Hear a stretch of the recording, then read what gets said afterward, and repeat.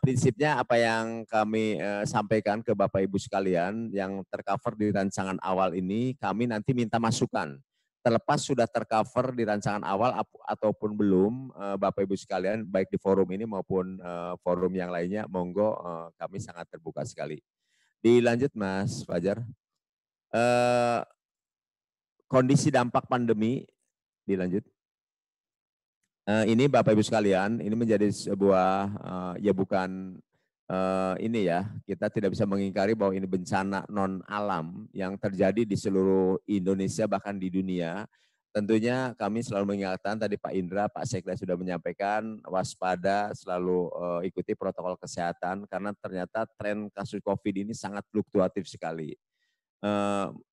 Data yang ada per 10 Januari, kita tadi sama Pak Sekda 2.408 kasus, suspek 447 dan lain sebagainya. Ini juga sangat memprihatinkan. Tentunya kami tidak hanya bisa bergerak sendiri saja, pemerintah daerah, kesadaran masyarakat, kerjasama, pengertiannya juga sangat dibutuhkan sekali. Terima kasih para stakeholder juga sudah membantu untuk menangani kasus COVID ini dengan ikhtiar yang sangat maksimal. Mudah-mudahan badai segera berlalu. Dilanjut. Bapak Ibu sekalian, perbandingan kondisi ekonomi saat dengan sebelum pandemi, yaitu nampak 98% memburuk atau menurun. Nah ini tentunya ada dinamika yang sangat paradoksial. Ketika kita memperhatikan masalah kesehatan, ekonomi menjadi terdampak. Ketika kita fokus di masalah ekonomi, masalah sosial, masalah kesehatan juga terdampak. Inilah yang posisi dilematis seperti tadi buah simalakama ya. Memperhatikan ekonomi ternyata Bapak mati, memperhatikan kesehatan Ibu mati. Tapi tidak itu yang diharapkan tentunya Bapak Ibu sekalian, mudah-mudahan melalui perencanaan di rancangan awal ini ada beberapa ide pemikiran yang solutif terhadap kondisi existing yang dihadapi oleh kita semua. Terima kasih Pak Indra, kebijakan pemerintah provinsi sudah disampaikan tadi. Dilanjut Mas Fajar. Beberapa hal yang ingin saya sampaikan juga, tadi 2019 beberapa target, alhamdulillah untuk 2019 dan 2020 memang IPM ada penurunan Pak Sekda 0,03. Kita berusaha maksimal dan sebagainya karena seiring berbagai dampak tadi ada penurunan walaupun hanya 0,03 bagi kami ya cukup memprihatinkan. Tapi tentunya ikhtiar terus kita lakukan. Komponen IPM UHH ada kenaikan 72,13 tahun 2019 menjadi 72,26. HLS 13,11 menjadi 13,12, RLS 9,90 menjadi 9,91. Tentunya Bapak Ibu sekalian, mudah-mudahan kita bisa terus meningkatkan indeks pembangunan manusia ini sebagai salah satu parameter maju tidaknya pembangunan yang ada di suatu daerah. Dilanjut. Rencana kinerja Bapak Ibu sekalian, ini kami menyampaikan proyeksi anggaran pendapatan 2021-2023. Ada tren kita setback ke 2018 ya Pak Sekda ya. Ini juga kami tidak bisa memproyeksikan secara maksimal karena existing memang seperti itu adanya, ada refocusing, ada pemotongan DAU, bantuan keuangan provinsi dan lain sebagainya. 2021 volume pendapatan daerah 1,4 triliun, 2022 kita proyeksikan 1,467 triliun, 2023 1,501 triliun. Tentunya kami berharap ini pendapatannya konsep adalah minimal dan para pihak pengolah pendapatan termasuk teman-teman yang wajib pajak dan lain sebagainya, kami mengajak yuk bareng-bareng membangun kota Cirebon itu melalui kesadaran membayar pajak, kesadaran untuk mengelola income dan lain sebagainya. Terima kasih juga teman-teman selama ini sudah berkolaborasi dengan sangat luar biasa. Dilanjut untuk belanja 2021 kami proyeksikan 1,449 triliun, 2022 1,456 triliun dan 2023 1,52 triliun. Untuk pembiayaan ditampilkan di posisi di kita punya agenda karena tahun 2023 kita harus menyelenggarakan pemilu kada serentak Pak Sekda ya. Juga beberapa agenda lain untuk dana cadangan, penyertaan modal dan lain sebagainya. Intinya apapun kondisi yang ada, COVID dan lain sebagainya, pembangunan harus tetap berlangsung dengan memperhatikan skala prioritas dan sangat prioritas sekali.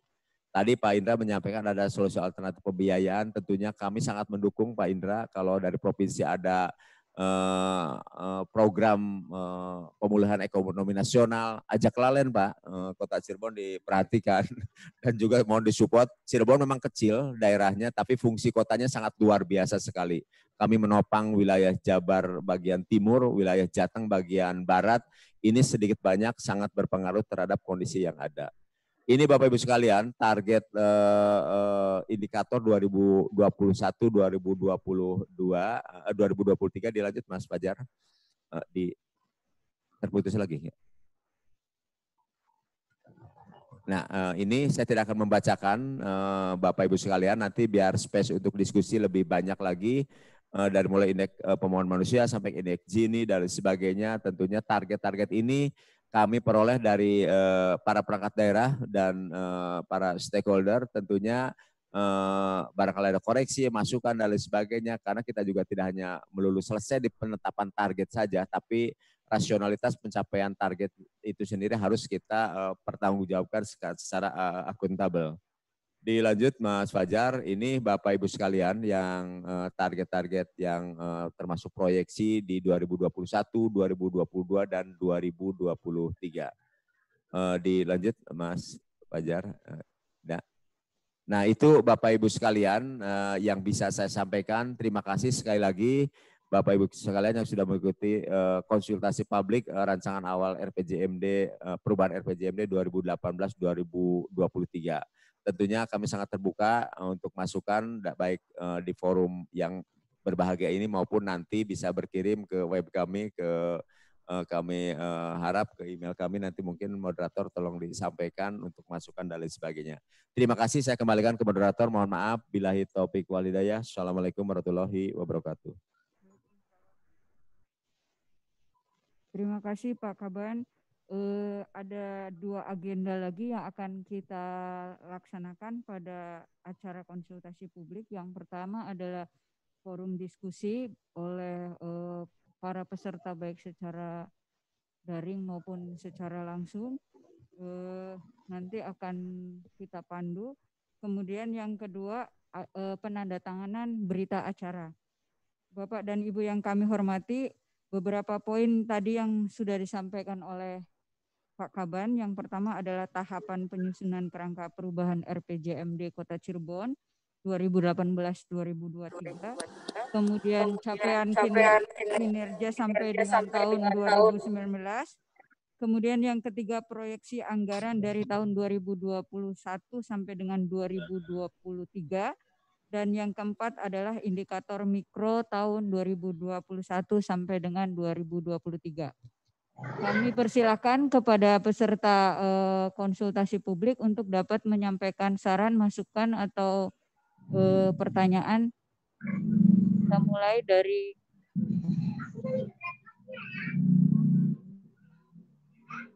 Pak Akbarudin. Ya. Kita batasi 3 masukan dulu. Yang pertama dari Pak Akbar. Silakan Pak. Yang kedua ada lagi? Selain Pak Akbar ada?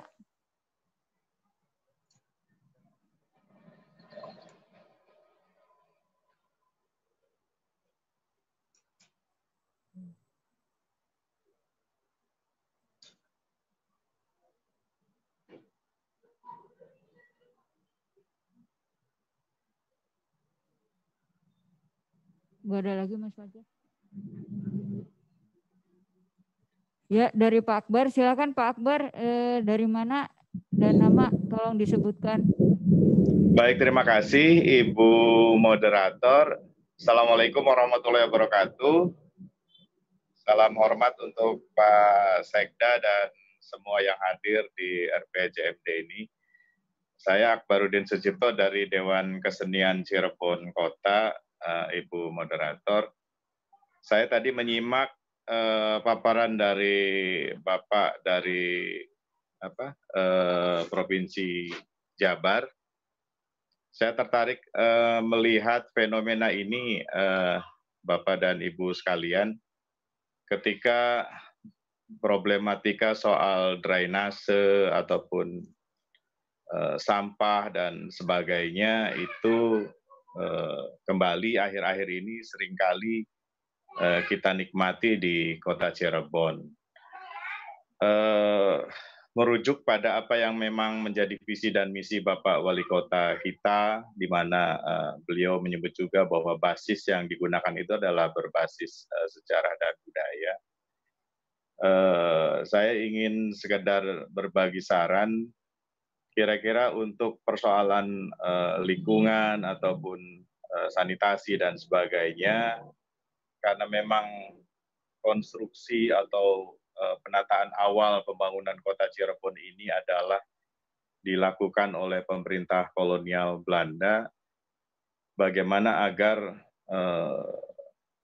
arsip ataupun informasi sejarah yang menyangkut bagaimana konstruksi awal Cirebon agar terhindar dari banjir ataupun selalu dalam keadaan kondisi lingkungan yang sehat, itu agar dikaji kembali, karena memang menurut catatan sejarah pembangunan Kota Cirebon di era tahun 30-an itu tidak selesai, baru 30%, dan kemudian pekerjaannya itu dialihkan untuk membangun Kota Semarang. Artinya kertas kerja untuk penataan dan pembangunan Kota Semarang itu adalah sebetulnya modelnya untuk Cirebon. Nah, bagaimana agar itu dikaji kembali, karena ketika Semarang mendapatkan predikat Amsterdam ini, tentunya kalau berkaca pada sejarah, mestinya Kota Cirebon yang mendapatkan gelar Amsterdam ini. Ketika di Cirebon banyak sungai dan diliputi oleh perusahaan-perusahaan yang urusannya dengan air, apakah dari laut ataupun dari sungai-sungai yang ada. Saya kira itu sementara dan sukses selalu. Terima kasih. Assalamualaikum warahmatullahi wabarakatuh. Terima kasih Pak Akbar masukannya. Tadi Bapak sudah memberikan saran agar pemerintah daerah Kota Cirebon mengkaji kembali konsep yang pernah dibuat oleh zaman kolonial Belanda terkait penanganan banjir, kemudian arsip-arsip sejarah. Mungkin tidak perlu ditanggapi ya Pak ya? Apa ada?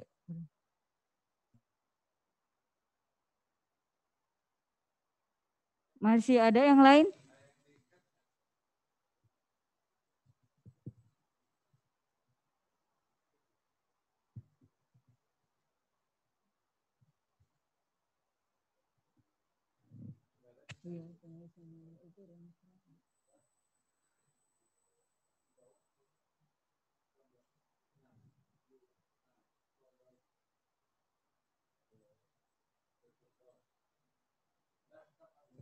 Oke, karena belum ada yang mau memberikan masukan lagi, Pak Akbar nanti akan ditanggapi sarannya oleh Bapak Kepala BP4D Kota Cirebon.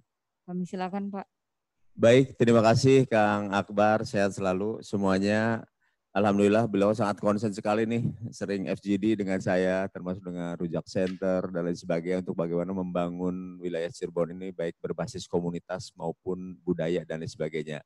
Tentunya untuk teman-teman perangkat daerah yang hadir di sini, masukan ini tolong sama-sama saling mengingatkan, kita catat, kita inventarisir, karena Cirebon secara potensi tidak kalah oleh daerah lain.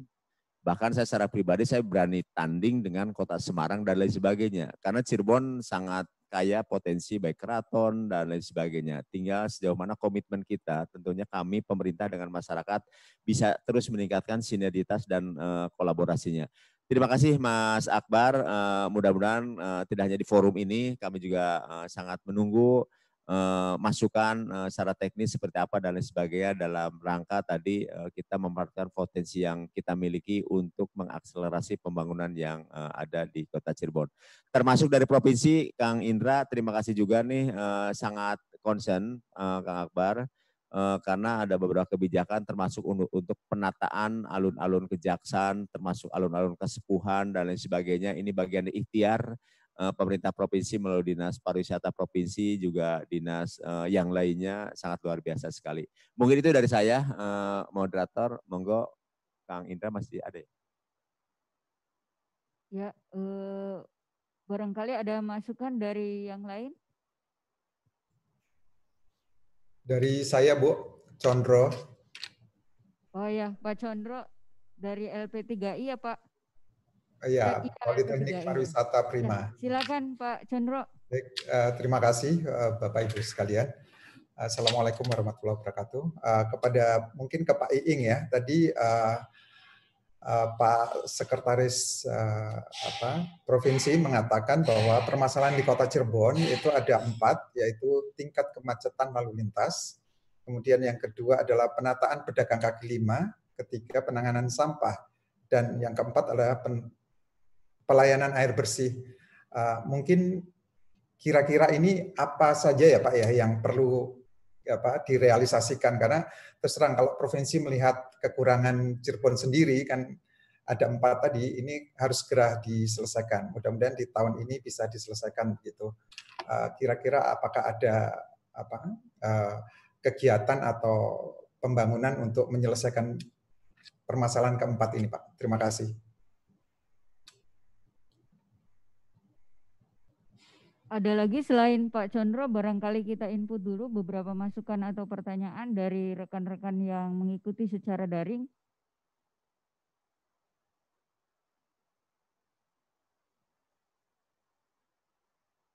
Enggak ada ya?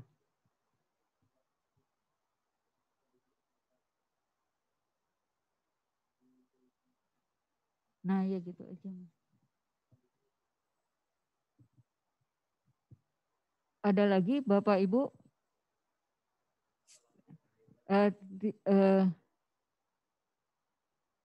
Oke, kita tanggapi dulu yang dari Pak Condro. Tadi Pak Condro menyampaikan pertanyaan dari beberapa poin yang disampaikan oleh pemerintah Provinsi Jawa Barat tentang permasalahan yang ada di Kota Cirebon. Apakah sudah ada kebijakan dari pemerintah daerah terkait pelayanan air bersih ya Pak? Pak Condro? Ya. Oh, dari empat-empatnya.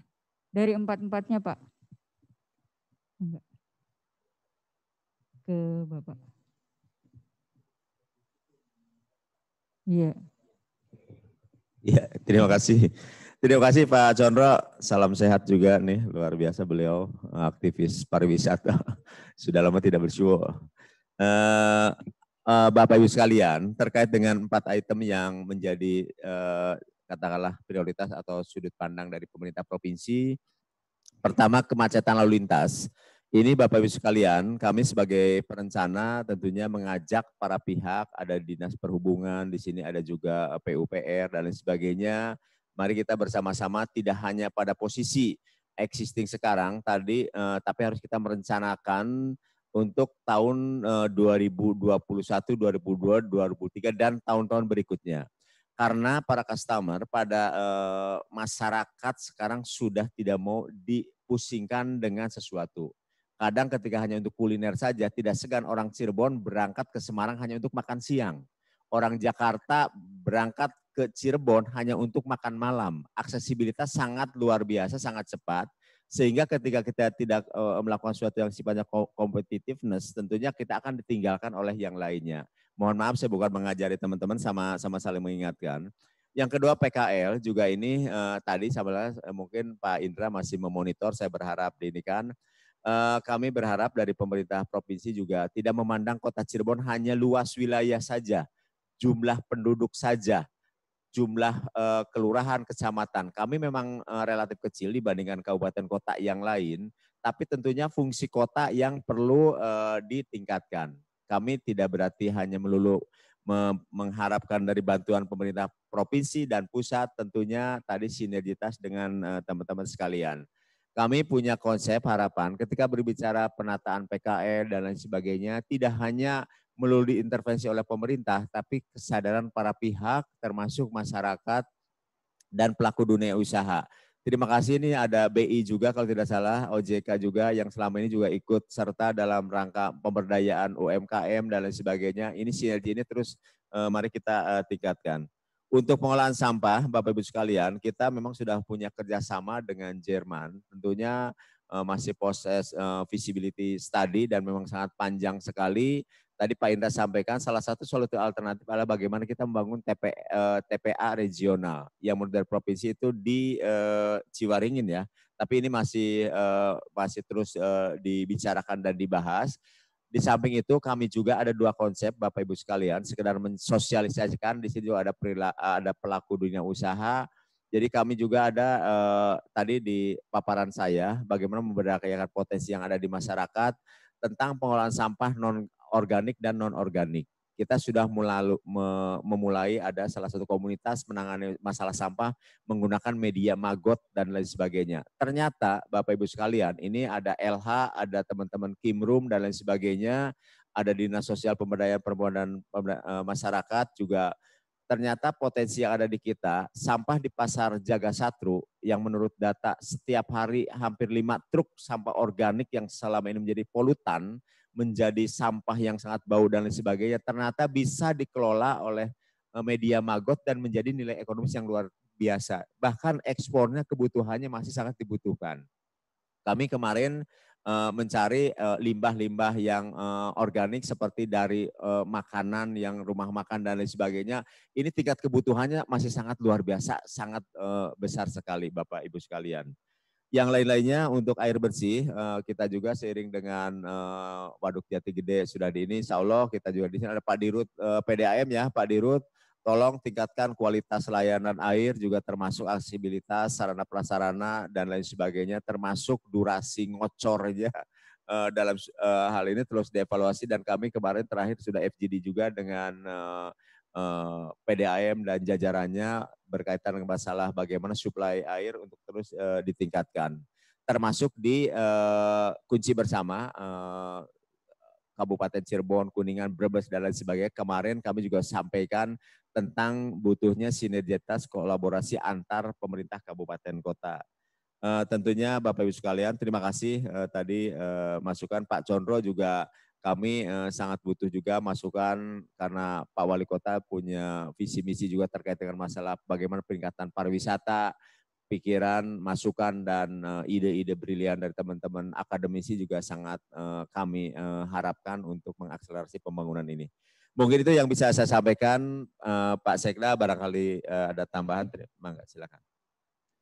Baik, terima kasih Pak Ing, terima kasih Pak Condro atas beberapa tadi ingin meminta penjelasan dan kejelasan terkait dengan permasalahan-permasalahan yang dihadapi oleh pemerintah daerah Kota Cirebon terkait dengan tadi yang disampaikan. Secara real memang masalah itu terlihat dan menjadi bagian dari prioritas kami Pak Condro. Pertama terkait dengan macet, kita harapkan memang secara regulasi penyelenggaraan perparkiran sudah ditetapkan dalam bentuk peraturan daerah. Nomor 2 tahun 2020 nanti diikuti dengan retribusi jasa umumnya. Saat ini masih dalam proses rekomendasi dari Provinsi Jawa Barat. Mudah-mudahan di dalam waktu dekat peraturan daerah ini sudah bisa ditetapkan. Artinya nanti di samping ada kenaikan tarif, tapi juga ada kawasan-kawasan khusus nanti yang secara progresif bisa diterapkan.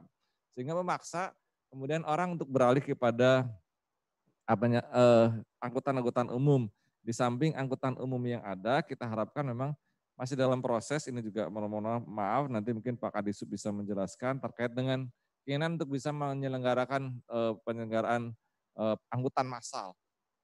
Armada sudah ada, tinggal operasionalnya masih kita godok, mudah-mudahan bisa dalam waktu dekat, sehingga itu minimal bisa mengurangi kemacetan. Di samping juga nanti setiap pelaku usaha yang ingin mendirikan usaha itu wajib penyediaan parkir off street supaya memang bisa dilakukan mengurangi parkir-parkir yang berada di badan jalan. Kemudian yang terakhir ya kita harapkan memang kajian sudah ada terkait dengan manajemen rekayasa lalu lintas. Mudah-mudahan ini bisa menjadi bagian dari upaya kita untuk mengurai terutama macet di weekend itu menjadi bagian dari barometer pertumbuhan ekonomi sebetulnya Pak Condro.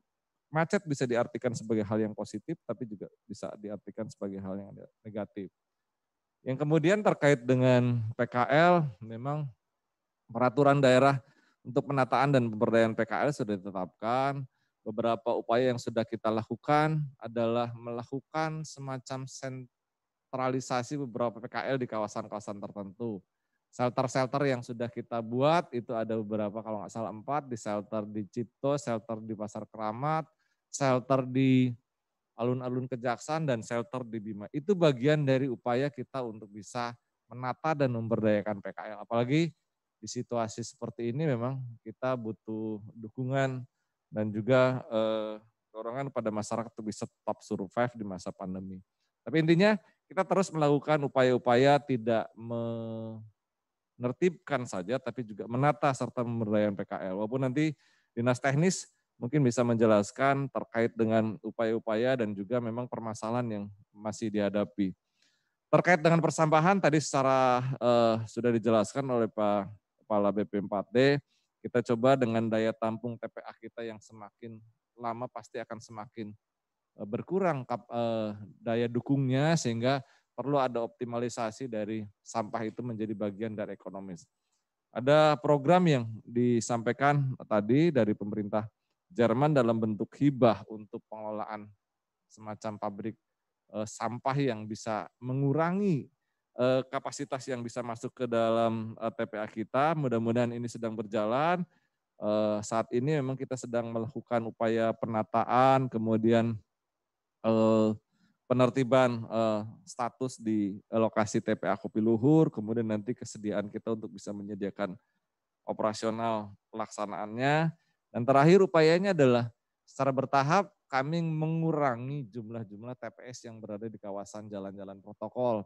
Ada beberapa hal yang sudah kita eksekusi dan berubah menjadi sebuah taman, misalnya di Kesambi yang setiap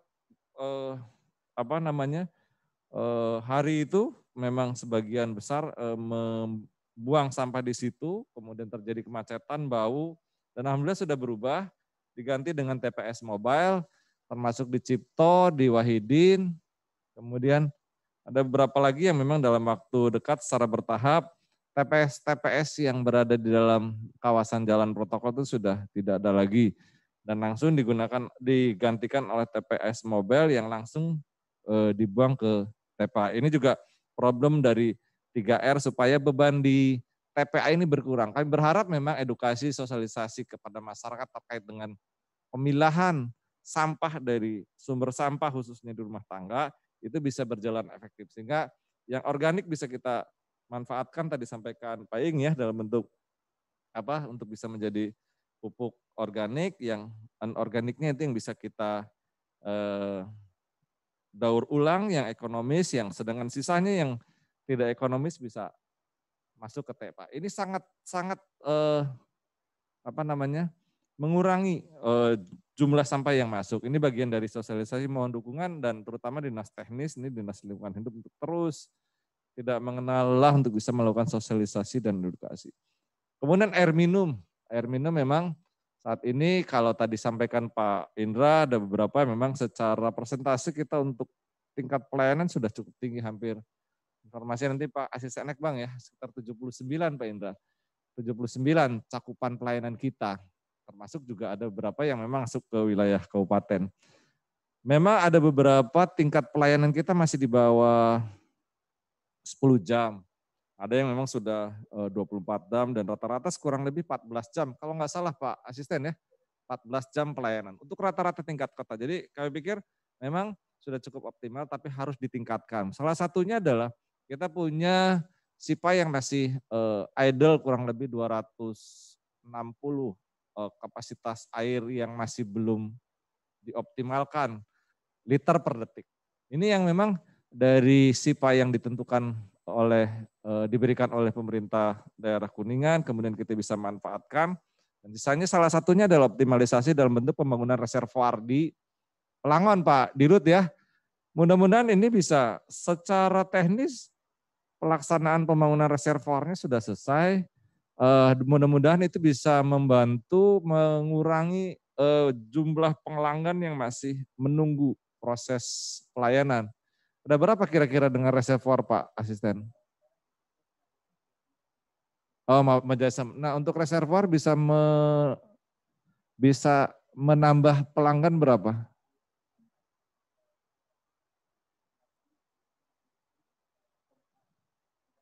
Jadi ada penambahan jumlah pelanggan. Tadi disampaikan mungkin bisa bertambah 1000, tapi mungkin secara detail teknis nanti Pak Opang. Tapi itu bagian dari upaya kita untuk bisa tetap memberikan pelayanan dan meningkatkan pelayanan air minum. Karena terus terang memang ini menjadi concern kami melalui perusahaan air minum Tirta Girinata Kota Cirebon sebagai operator, dan nanti regulator ada di dinas teknis, khususnya di teman-teman di PUPR. Itu mungkin Bu Moderator, tambahan beberapa, tapi terakhir mungkin nanti pemerintah daerah tetap memberikan hibah untuk spam dan juga nanti hibah kinerja Pak Asisten ya, untuk bisa mendukung peningkatan kualitas pelayanan air minum untuk warga Cirebon, kota maupun juga sekitarnya, karena pelanggannya juga berada di wilayah hinterland perbatasan kota Cirebon. Terima kasih Pak Condro, mudah-mudahan beberapa penjelasan yang dapat kami sampaikan menjadi gambaran dari upaya yang kita lakukan bagian dari pemecahan atau minimal mengurangi permasalahan yang tadi disampaikan oleh Sekretaris Bapeda Provinsi Jawa Barat. Terima kasih. Terima kasih Pak Sekda, Pak Kaban. Tadi sudah menyampaikan beberapa hal kebijakan yang sudah dilakukan oleh pemerintah daerah Kota Cirebon terkait pertanyaan yang disampaikan oleh Pak Condro. Kemudian Bapak dan Ibu, kami mencoba menyapa Ibu Ketua Dewan, Ibu Afiati, yang sudah hadir secara langsung. Izin Bu, barangkali Ibu bisa menyampaikan saran pendapat terhadap acara ini. Silakan Bu Ketua Dewan.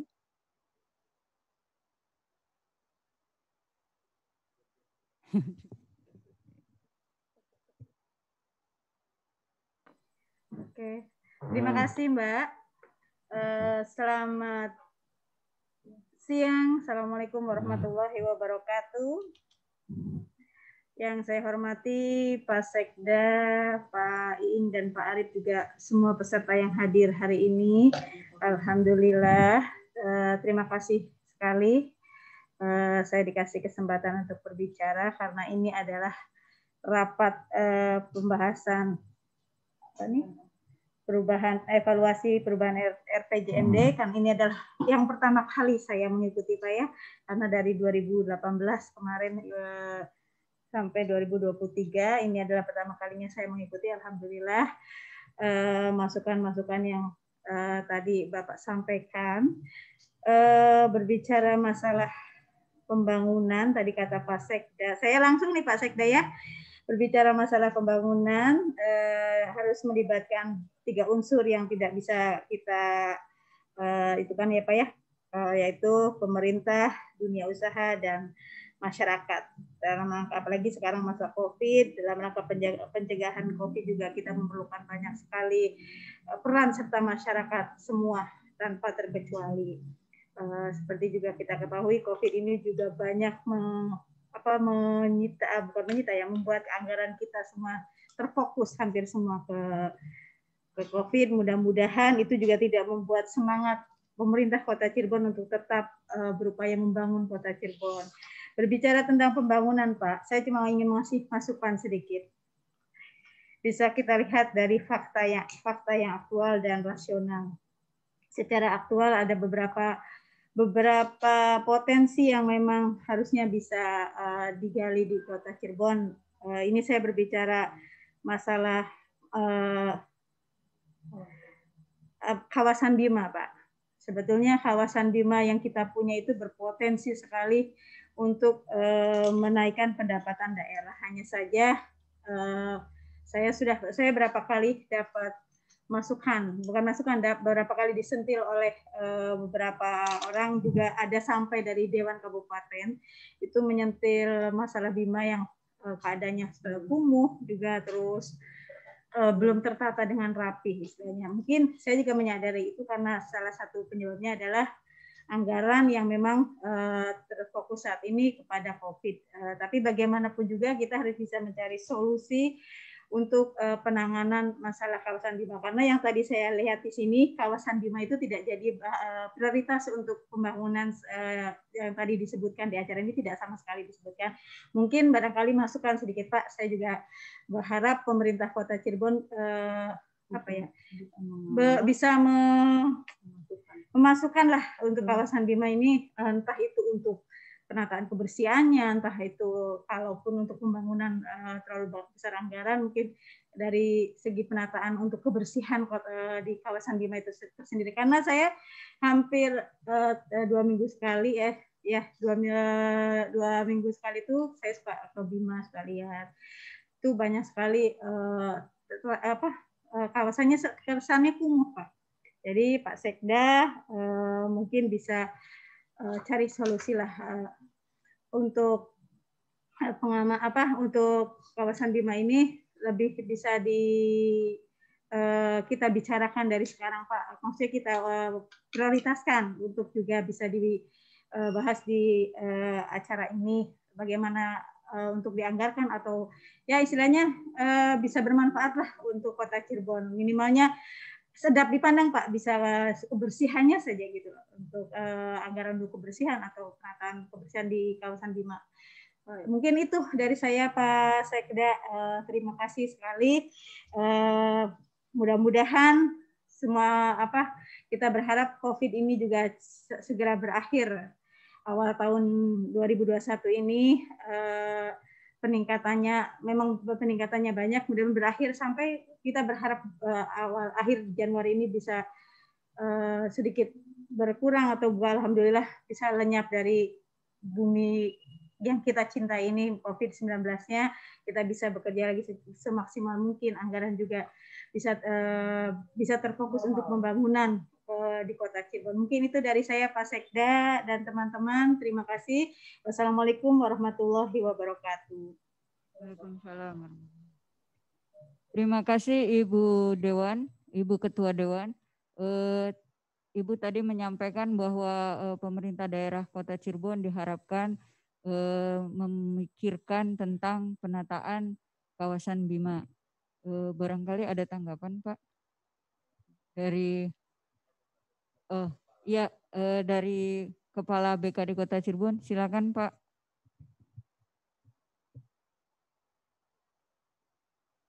Yes. Baik, yang saya hormati Pak Sekda, Pak Kepala PP4D, Bapak Ibu semua, Kepala Perangkat Daerah dan stakeholder sekalian.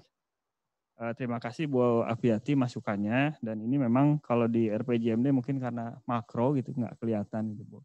Tapi ini masuk di detailing dari masing-masing kegiatan yang ada di perangkat daerah. Ada beberapa koordinasi perangkat daerah yang mungkin harus sama-sama nanti melaksanakan kegiatan terkait dengan penataan kawasan Bima. Jadi bukan hanya di kami, kalau kami dari sisi administrasi aset, jadi kebetulan sekarang sedang berproses Bima itu untuk pensertifikatan Bu. Jadi masih di BPN sudah cukup lama sebenarnya sampai sekarang belum beres. Jadi kita juga belum bisa melakukan upaya fisik gitu selama administrasi pertanahannya statusnya belum jelas, belum punya pemerintah kota. Tapi sebenarnya saya masih ingat 2019 sebenarnya Pak Sekda ya, kita sebenarnya sudah bikin master plan untuk bagaimana langkah kita melakukan penataan di kawasan Stadion Bima. Tapi ya kembali lagi sebenarnya karena ada pandemi COVID jadi tertunda, dan sebenarnya dengan adanya pandemi COVID ini sekaligus juga solusi untuk beberapa permasalahan yang tadi disampaikan oleh Provinsi Jawa Barat. Dengan adanya pandemi COVID ya kemacetan berkurang karena orang nggak suka takut keluar rumah gitu kan. Nah ini juga beberapa hal. Jadi untuk Stadion Bima itu memang dari sisi kami sedang menyelesaikan administrasi aset. Nah selain administrasi aset memang harus ada upaya untuk melakukan penertiban di sana gitu. Jadi barangkali misalnya dalam jangka waktu 1 bulan itu yang senamanya pasar rakyat, meskipun kita sudah larang, tapi karena masyarakat sudah kadung selama ini terbiasa di sana ya terus-terusan gitu kan. Mungkin dalam 1 bulan itu kita larang dulu 1 minggu sekali gitu ya. Nanti bertahap setelah 3 bulan kemudian baru dalam 1 bulan 2 minggu sekali, 3 minggu sekali, sampai ke dalam jangka waktu tertentu itu tidak ada lagi misalnya pasar rakyat di sana. Atau kita tempatkan pasar rakyat di mana misalnya disebar ke masing-masing kecamatan. Karena masing-masing kecamatan punya alun-alun tersendiri. Jadi di situ kita akomodir untuk kegiatan ekonomi. Bima kembalikan lagi kepada fungsi yang tercantum dalam dokumen rencana tata ruang sebagai kawasan terbuka, olahraga, ruang terbuka hijau, dan kawasan rekreasi seperti itu. Saya kira itu, Bu. Terima kasih juga sudah mengingatkan kita semua terhadap kawasan Stadion Bima ini, dan beberapa komen mungkin saya terakhir terkait dengan RPJMD. Ini memang sisa waktu yang sangat mepet begitu, 2 tahun 2022 dan 2023, karena 2021 sudah jalan. Ini sudah harus kita mencapai apa yang menjadi visi misi. Berat memang karena situasinya yang terjadi hari ini memang di luar kendali kita semua, terjadinya pandemi COVID dan sebagainya. Tapi bagaimanapun juga kita harus tetap berupaya. Oleh karena itu sebenarnya yang sangat diharapkan dari sisa masa waktu 2 tahun terakhir RPJMD ini adalah partisipasi dari semua pihak. Sudah tidak waktunya lagi kita melulu menggantungkan kepada dana-dana di pemerintah. Kita tahu sendiri bahwa 2020 kita lakukan refocusing, 2021 juga ada kemungkinan lakukan refocusing juga. Karena apa? Karena dari APBN pun asumsi ekonominya turun gitu, minus gitu. Begitu pula dari APBD provinsi. Dana DAU yang biasanya kita terima sekitar 640 miliaran sekarang berkurang banyak gitu, hanya tinggal 500-an. Nah ini juga perlu jadi perhatian, ini sudah waktunya kembali kita sama-sama memainkan perannya masing-masing. Dari manapun juga itu sumber pembiayaan, CSR dan sebagainya sudah mulai kita aktifkan kembali lah untuk pembangunan. Itu saja yang bisa disampaikan, kurang lebihnya mohon maaf. Terima kasih. Assalamualaikum warahmatullahi wabarakatuh. Terima kasih Kepala BKD Kota Cirebon sudah menyampaikan tanggapan terkait masukan dari Ibu Ketua Dewan terkait penataan kawasan Bima. Pemerintah daerah Kota Cirebon sudah mencoba, Bu, merencanakan untuk penataannya dengan berbagai tahapan yang akan kita lalui. Kita masih punya waktu 10 menit ke depan. Kita akhiri diskusi ini sampai dengan pukul 11:15. Setelah itu nanti kita akan lakukan penandatanganan berita acara kesepakatan pelaksanaan konsultasi publik rancangan awal perubahan RPJMD Kota Cirebon. Barangkali masih ada masukan atau tanggapan? Cukup? Pak Iwan, mangga yang silakan, ini ada masukan dari Pak Iwan yang hadir secara langsung.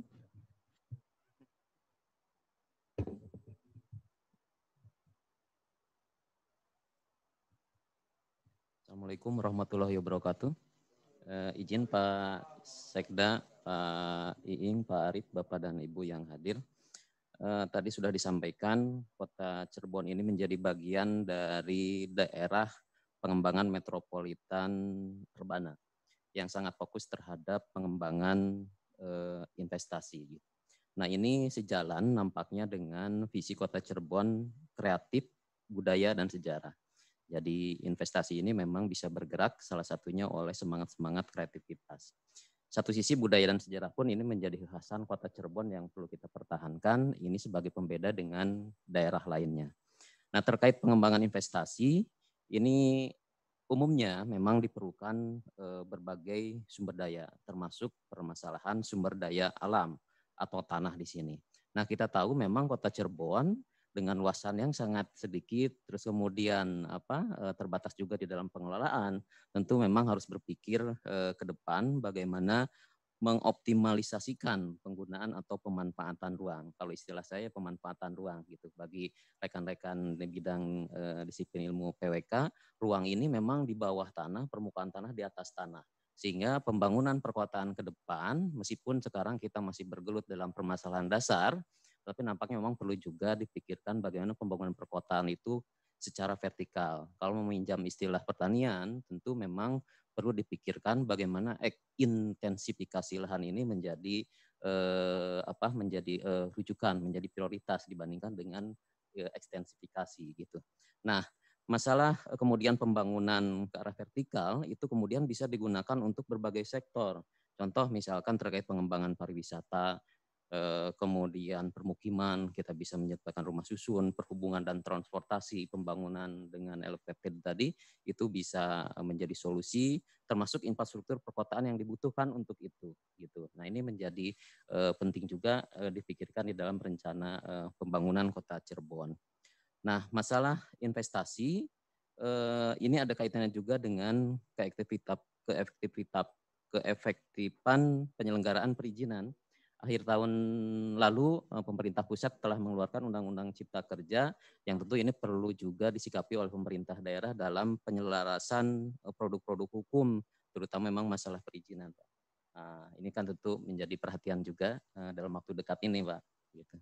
Kemudian yang ketiga, tentu pengembangan perkotaan ini harus diantisipasi juga terhadap perubahan iklim karena bisa saja banjir yang terjadi ini selain memang infrastruktur yang memang belum siap, ini diakibatkan juga memang oleh perkembangan iklim, Pak. Nah, alhamdulillah tadi berapa angka tadi terjadi peningkatan. Namun dengan pemahaman pembangunan di atas tadi, ini bisa kemudian kita meningkatkan penciptaan ruang terbuka hijau ini jauh lebih maksimal. Kemudian tidak lupa juga konsep bangunan gedung hijau yang harus kita wujudkan gitu. Jadi kurang lebih ada 3 Bu Moderator yang saya sangat konsen tadi, pembangunan perkotaan ke arah vertikal, kemudian Undang-Undang Cipta Kerja yang terkait dengan penyelenggaraan perizinan dan perubahan iklim. 3 itu yang menjadi catatan saya. Terima kasih Bapak dan Ibu. Wassalamualaikum warahmatullahi wabarakatuh. Waalaikumsalam warahmatullahi wabarakatuh.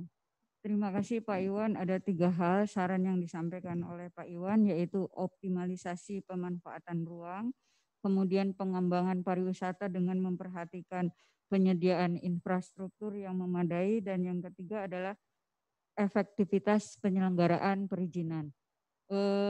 Kalau tidak ada lagi masukan atau pertanyaan dan saran, mungkin diskusi kita akhiri sampai dengan sekarang.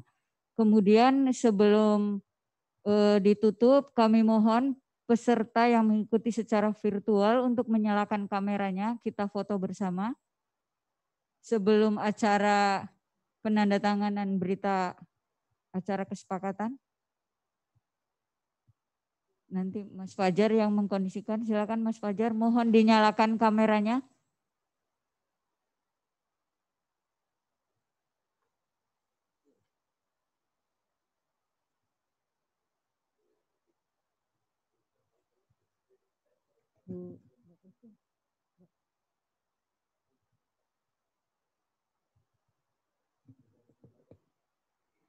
Sudah nyala semua toh Mas Fajar?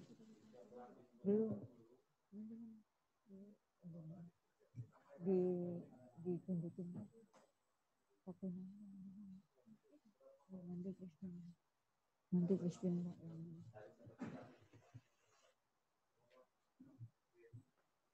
udah Mas Fajar.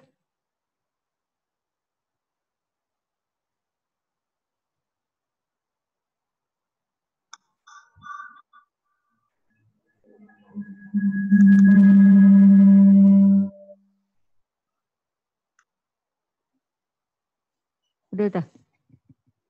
Ya, sudah. Terima kasih Bapak dan Ibu. Oh, belum?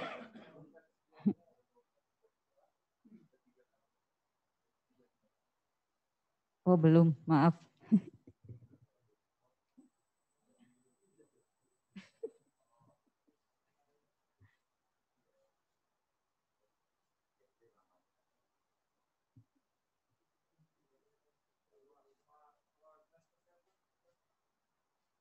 Iya.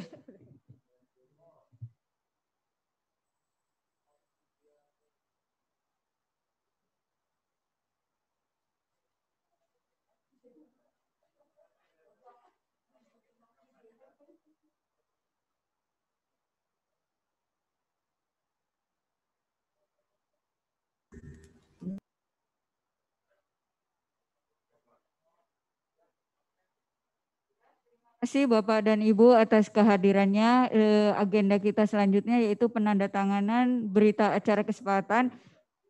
Mohon izin Pak Sekda untuk bisa menandatangani. Kemudian mohon izin kesiapan Pak Iwan untuk ikut menandatangani, para asisten, Kepala BKD Kota Cirebon, dan Kepala BP4D Kota Cirebon. Sekali lagi terima kasih atas perhatian dan kerjasamanya. Kami akhiri dengan ucapan alhamdulillah. Billahi taufiq wal hidayah. Wassalamualaikum warahmatullahi wabarakatuh. Waalaikumsalam warahmatullahi wabarakatuh. Sukses Pak Sekda.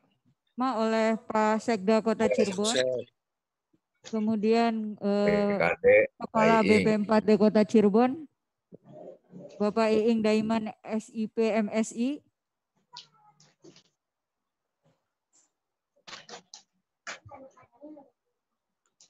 Sukses Pak Sekda.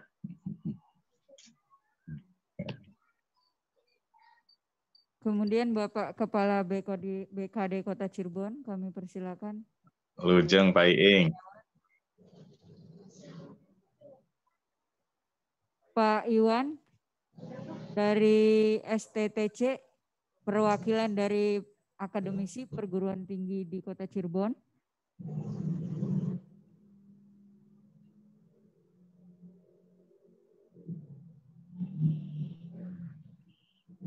Kemudian Bapak Asisten, persilakan Pak. Izin mengundurkan diri ya, Bu. Ya, silakan Pak. Assalamualaikum. Hatur nuhun Pak Indra. Izin ya. Yang mana ya?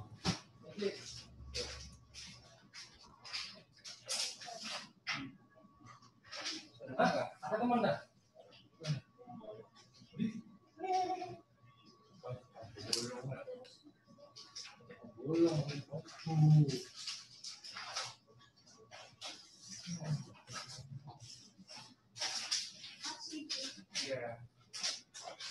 Kemudian yang terhormat Bapak Asisten Pemerintahan dan Kesra Setda Kota Cirebon, kami persilakan.